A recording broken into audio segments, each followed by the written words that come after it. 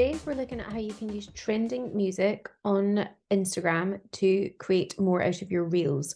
Now, this is mailchimp, which is obviously a huge software company that sends emails on a regular basis for businesses. And obviously, one of the things they want to do with Instagram is connect with businesses. So what they need to do is regularly show things like case studies, jump on the back of national campaigns and things like that on Instagram and Facebook and things, so that they can ensure that they are reaching the right audience and talking their language. What I really like about this is actually a reel that they've created, and it's all about trying to drive people to their podcast.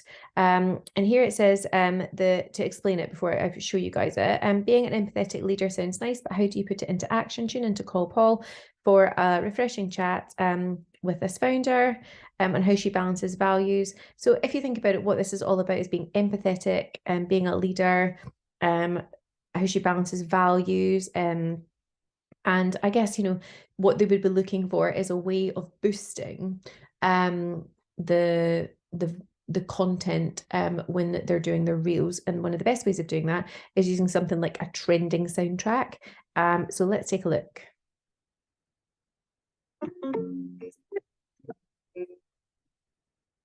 Values in general are important to me, and we set out on our core value journey with the entire team. It does not resonate with me to run a company with profit being the only indicator. I think that's just who I am, So there you can see that what they've done is they've chosen a soundtrack that goes with the reel, which is lovely. It's really calm, it's really chilled, it's very relaxed, which obviously goes with what she's saying, and I guess the overall message. But I think what I also really like is one of the trending ones. Now, one of the reasons why you would choose one of the trending soundtracks in Instagram is because it's already trending. Therefore, lots of people are using it. Therefore, anybody who's looking for that particular music will find you much quicker.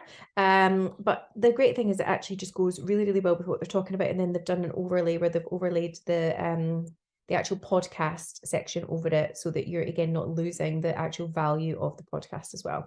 So it's just such a really nice way of boosting I guess what you're doing.